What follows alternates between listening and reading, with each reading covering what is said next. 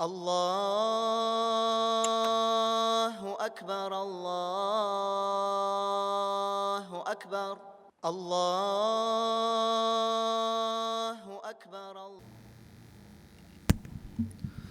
السلام عليكم ورحمة الله وبركاته. بسم الله والصلاة والسلام على رسول الله وعلى آله وصحبه ومن والاه وبعد. Альхамдулиллах. Дорогие братья, продолжаем с вами изучение суры Лукман.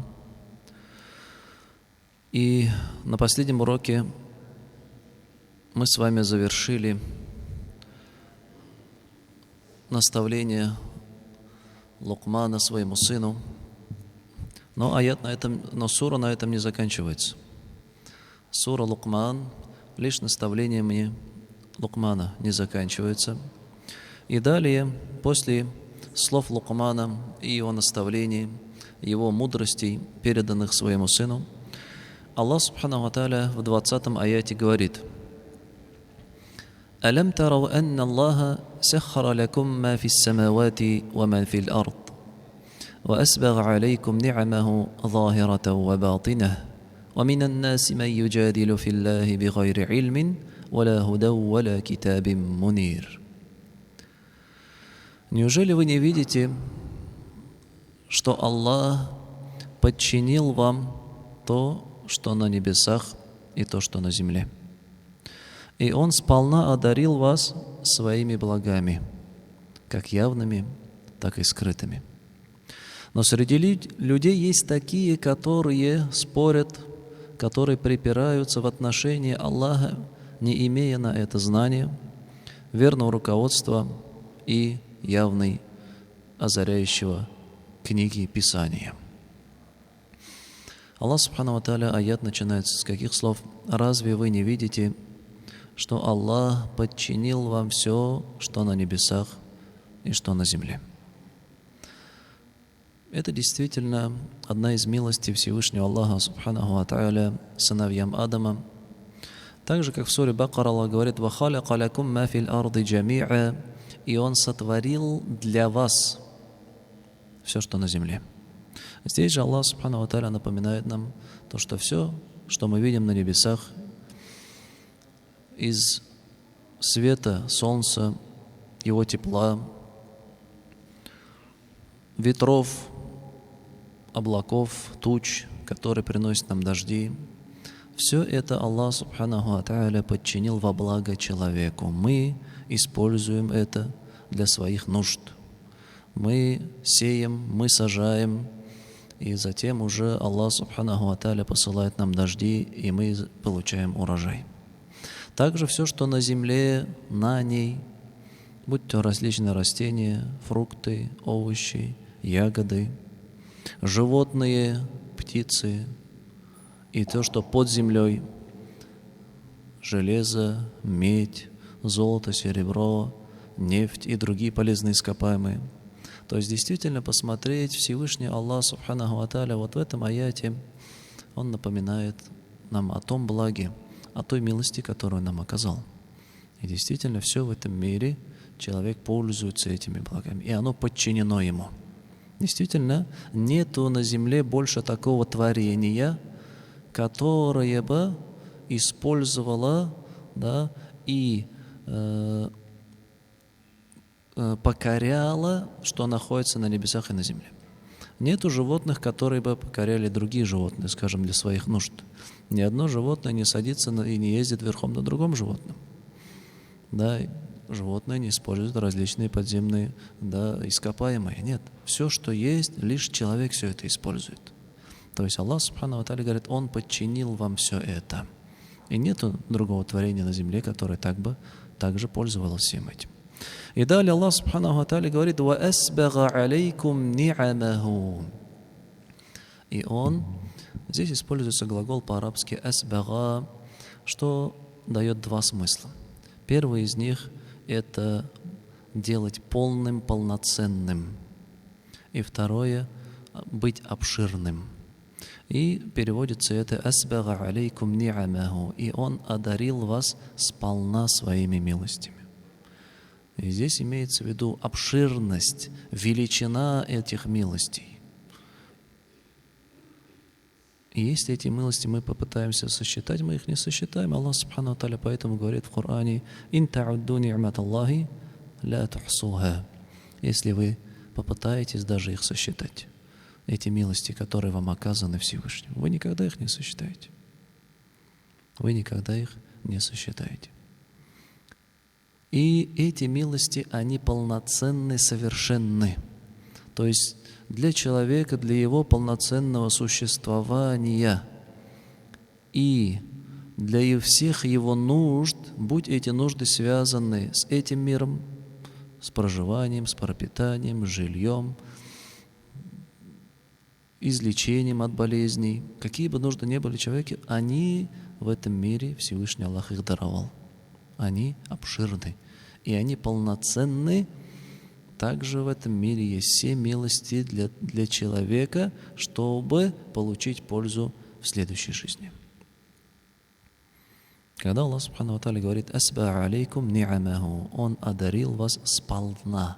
То есть действительно этих милостей, они обширны, их множество, и они полноценны. Любой человек, который хочет в этом мире достичь какого-то успеха, какого-то блага, он найдет их в этом мире, эти блага. И также любой человек, который хочет не только в этом мире, но и в ахирате благую жизнь, здесь все средства для этого заложены. Всевышний Аллах Субхану ва Тааля отправил 124 тысячи пророков. 124 тысячи. Только вдуматься в это число. А кому Он отправлял этих пророков? Он отправлял этих пророков людям, которые ослушались Всевышнего, которые грешили, которые распространяли нечестие, проливали кровь, в конце концов предавали Всевышнему Аллаху сотоварища, совершая ширк, неверие, лицемерие, различные мерзости. И несмотря на это, Аллах Субхану ва Тааля отправлял людям и ни одного, ни двоих, ни троих, а 124 тысячи пророков Всевышний Аллах Субхану ва Тааля отправил. Это милость, это Его благо, которое Он оказал своим творением. И эти блага Аллах Субхану ва Тааля говорит: «Асба алейкум ни'амаху», Он сполна одарил вас милостями, «Захиратан ва батина», явными и скрытыми. Под словом явными и скрытыми тут можно множество разделений привести. Самое первое понимание — это, конечно же, блага, которые внешне нас касаются. Это внешний облик человека, да, даже его строение тела.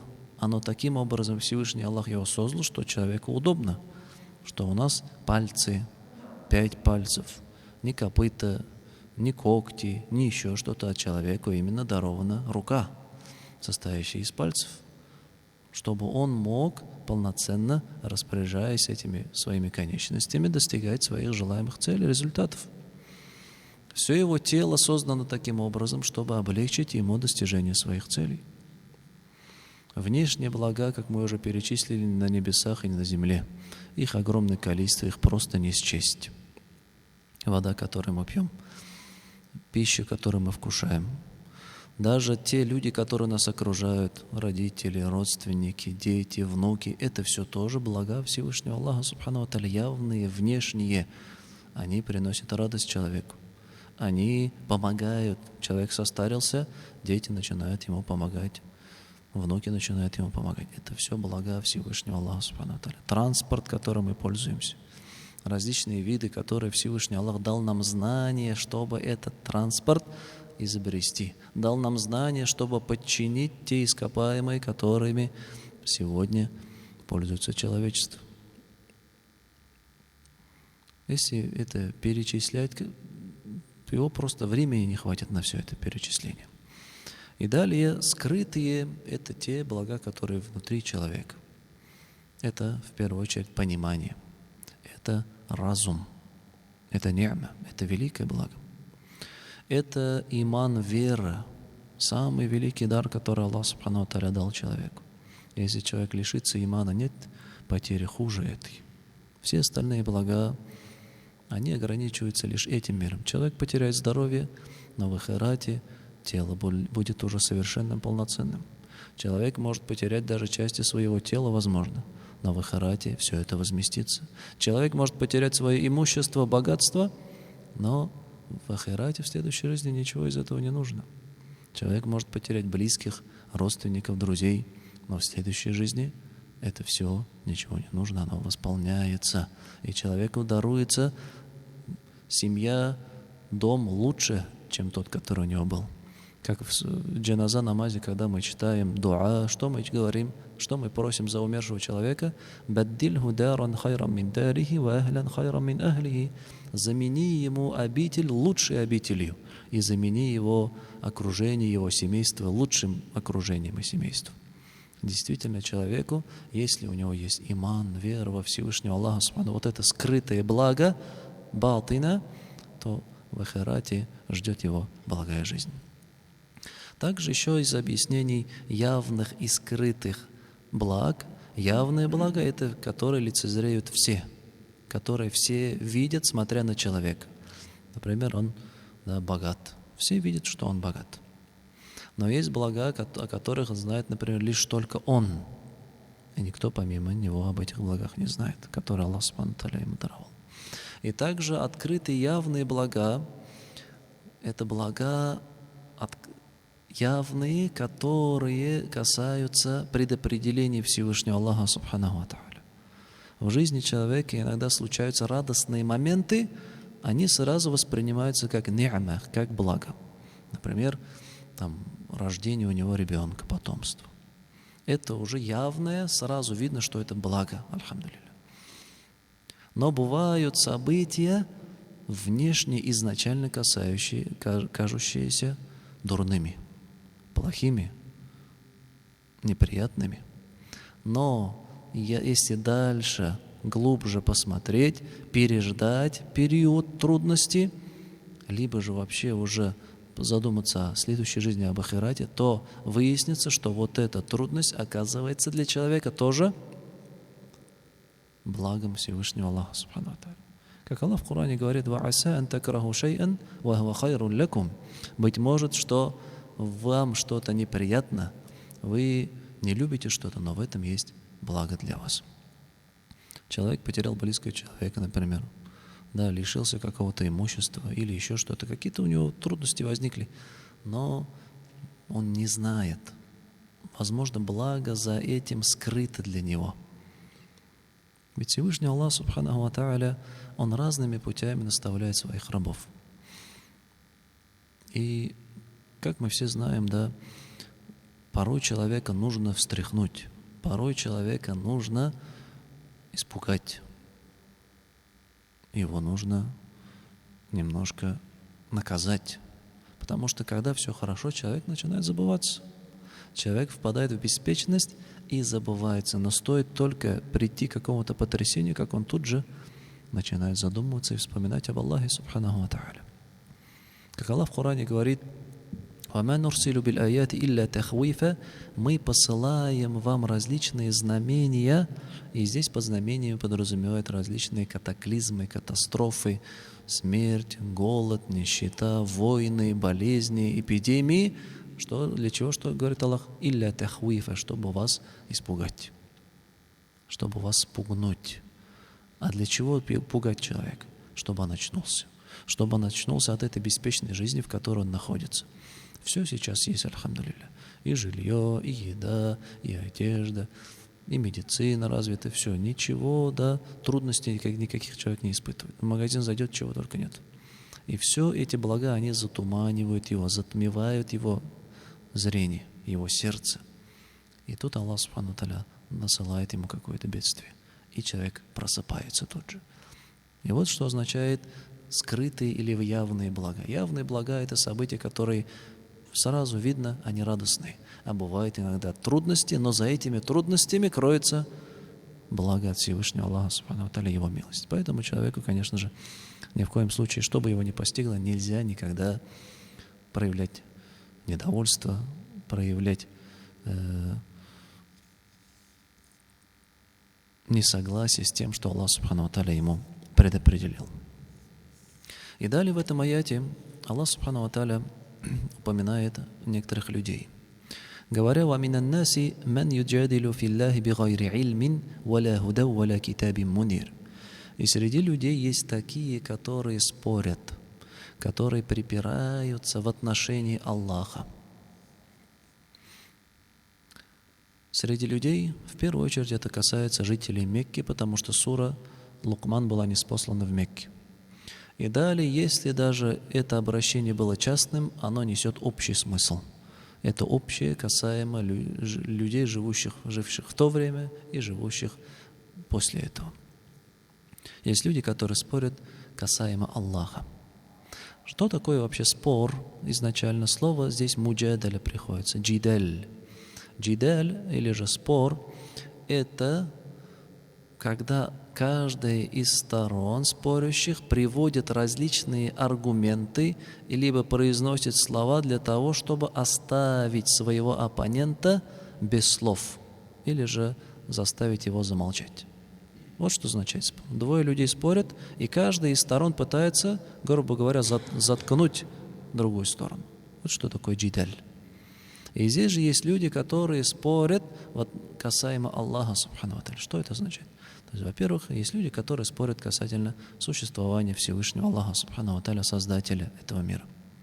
И они делают это без знания, действительно. Особенно актуально это в наше время.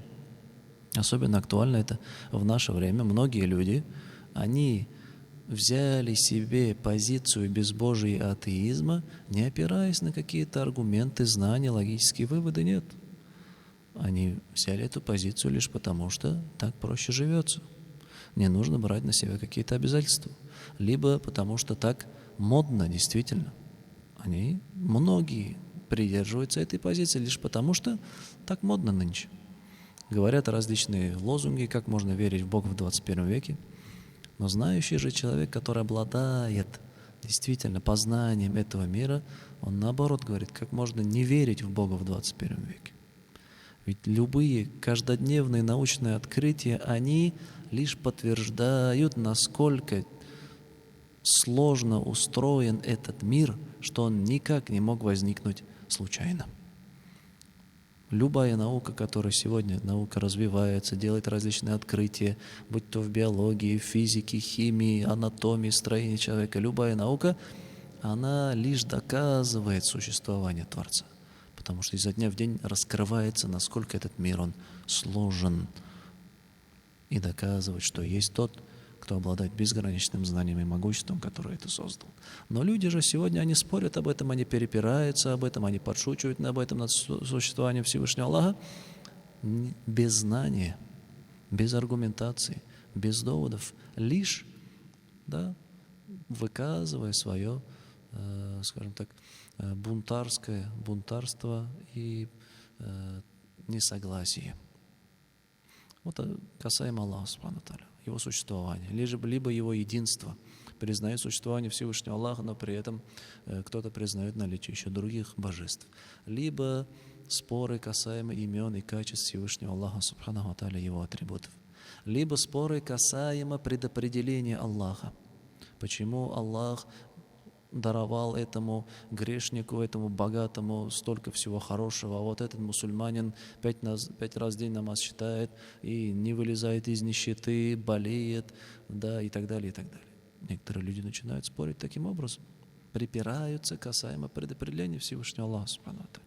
Либо почему там войны, почему в Палестине дети умирают, а те, кто их убивает, им ничего за это не происходит, не приходит никакое наказание. Это все препирательство касательно предопределения Всевышнего Аллаха Субхану ва Тааля. И это все без знания. А если бы у человека было знание, изучение Корана, Сунны, то он бы встретил такие аяты, где Аллах Субхану ва Тааля говорит: разве вы полагаете, что вы войдете в рай, и Аллах еще не выявил тех, кто является терпеливым у вас, и те, кто не терпеливый из вас? Или же в другом аяте: вы разве полагаете, что скажете, мы уверовали, разве они полагают, что скажут, мы уверовали, и после этого их не постигнет испытание? Это все аяты из Корана. Это знание. Если бы человек изучал, он бы понимал то, что беды, которые постигают мусульманина, не просто так. И благо, которое постигает грешника, богатство, которым его Всевышний засыпает, оно не во благо этому человеку, а лишь наоборот, чтобы этот человек еще глубже погряз в своих грехах и в своем нечестии, и тем самым набрал еще больше грехов, чтобы потом заслужить еще большего наказания. Это все объяснение различных жизненных ситуаций. Но человек лишь смотрит на внешнее, и у него нет знаний, он начинает спорить и припираться касаемо предопределения Всевышнего Аллаха Субхану ва Тааля. Либо также некоторые люди спорят касаемо закона Всевышнего Аллаха. Да, ему говоришь, здесь запрещено, он говорит, почему запрещено, что в этом плохого, почему нельзя, а как по-другому жить, как сегодня приобрести жилье, если не в ипотеку, не в кредит, да, или раньше это было запрещено, сейчас же уже другие условия жизни и так далее. То есть человек без знания начинает спорить. И Аллах Субхану ва Тааля именно об этих и людях говорит. «Ваминан наси» есть среди людей такие, которые спорят в отношении Аллаха без знания. У него нет знания. Не то, что нет знания, также Аллах Субхану ва Тааля говорит «Валя худа», у него нет на это даже руководства. То есть у него нет, во-первых, у самого никаких знаний, познаний нету, и у него нет руководства, которое побудило бы его на этот спор. Нету аргумента даже в этом. «Валя китаби мунир», и нет писания, явного, светлого писания, которое бы все это разъясняло. Нет. Но что же у него есть? Почему он спорит? Почему он не соглашается? Просто из-за своего высокомерия, упрямства, гордыни, нежелания сдавать свою позицию. Нет у него знания, но он спорит. Это очень часто мы можем даже здесь видеть. Да? Даже кому-то, например, делаете замечания касаемо некоторых обыденных вещей, возможно, обрядов религии, какие-то замечания делаются человеку. Но он сразу встает в вот эту позицию, начинает припираться, начинает спорить. И вот это очень дурная позиция, когда человек спорит касаемо религии без знания. Поэтому надо быть аккуратным в таких вопросах. Более того, не только в религиозных вопросах, а вообще этот аят указывает на то, что человеку не подобает ввязываться в спор, если у него об этом знание. Может, это даже мирские вопросы какие-то. Некоторые люди любят везде ходить и свое мнение, свое слово вставлять, да? Есть такие люди, которые разбираются во всем, которые знают все. Идет какой-то разговор, он приходит и начинает свое мнение туда, да, разъяснять, и с умным лицом. У него нет об этом знания, он нигде это не изучил, он ничего не знал, но он может с тобой еще спорить часами на эту тему, при этом ничего об этом не зная. Действительно есть такие люди, субханаллах. И вот Аллах Субхану ва Тааля нас предостерегает, чтобы люди не были такими. И касаемо спора, вообще следует ли человеку ввязываться в спор, здесь зависит от ситуации и необходимости. Если ситуация требует для того, чтобы оспорить некое утверждение в той местности, в которой ты находишься, а это именно касается заблуждений в вопросах религии. Да, люди, например, спорят касаемо вопроса религии, и ты знаешь, у тебя есть знания об этом, ты изучил это, у тебя есть доводы, и ты знаешь, что они неправы. Тут необходимо им объяснить, чтобы они не оставались в этом заблуждении. Как Аллах Субхану ва Тааля в Коране говорит: «Ваджадильхум биллати хия ахсан». И спорь с ними тем, что лучше, благим нравом, благим образом. Необходимо объяснять. Но если же у человека нет знания, и спор этот неуместен, ни к чему благому не приведет, то таких споров, конечно же, необходимо избегать. Это лишь будет пустая трата времени, которая ни к чему хорошему не приведет. А те же, кто припираются и спорят без знания, так поступали неверующие лицемеры и многобожники. Как Аллах Субхану ва Тааля говорит: «Ваджадалу билбатили лиюдахиду бихил хак». В суре Гафир, 5 аят. И предыдущие поколения из народа Нуха и других посланников, они что делали? Они спорили, опираясь на ложь, для того, чтобы тем самым затмить истину. И это зачастую так и бывает. Возможно, его оппонент прав, и человек знает, что он прав, но он все равно своими аргументами ложными, какими-то методами пытается затмить истину своего оппонента. Для того, чтобы не уступить, для того, чтобы не впасть, да, не потерять свою гордыню и высокомерие. Далее, в следующем аяте, 21 аят, Аллах Субхану ва Тааля, продолжая тему этих людей, которые спорят без знания, говорит: وَإِذَا قِيلَ لَهُمُ اتَّبِعُوا مَا أَنزَلَ اللَّهُ قَالُوا بَلْ نَتَّبِعُ مَا وَجَدْنَا عَلَيْهِ آبَاءَنَا. И когда этим людям говорят: следуйте за тем, что ниспослал Аллах, они говорят: нет, мы будем следовать за тем, на чем мы застали и обнаружили наших отцов и дедов. И далее Аллах говорит: أَوَلَوْ كَانَ الشَّيْطَانُ يَدْعُهُمْ إِلَىٰ عَذَابِ السَّعِيرِ. А если бы шайтан позвал их к мучительному наказанию в огне, задается вопросом Всевышний. То есть люди, они следуют в таких фундаментальных вопросах, как вероучение, вероубеждение, да, цель существования. Это самые важные вопросы, на которые человек должен искать ответ. Они ищут ответ на этот вопрос не в источниках знания, не в писаниях, не в книгах, не в послании Аллаха Субхану ва Тааля. Где они его берут? Они лишь берут это у своих предков. Отец так делал, дед так делал, прадед так делал, был на этой религии. Поэтому он и следует за этой религией. Он даже не думает, правильно, неправильно.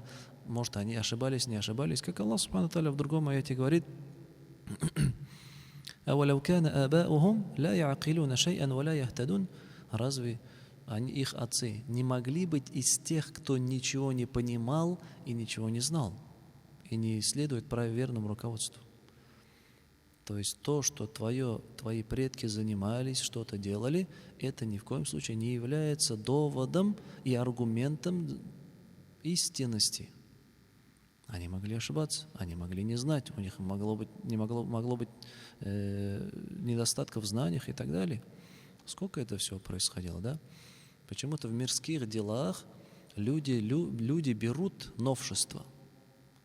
Да? Раньше так делали, раньше так строили, оказывается, неправильно строили, вот сейчас новые технологии. Или раньше вот так поступали, но сейчас уже, оказывается, неправильно было, сейчас новые технологии появились. В мирских делах люди что делают? Изучают.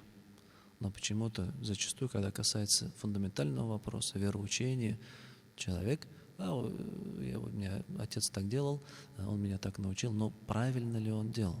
Откуда он взял это знание? Это очень важно. И Аллах говорит: а если бы, говорит, шайтан их отцов позвал к адскому пламени, наказанию, и их отцы последовали за ним, то вы тоже последовали бы за своими отцами, говорит Всевышний Аллах Субхану ва Тааля.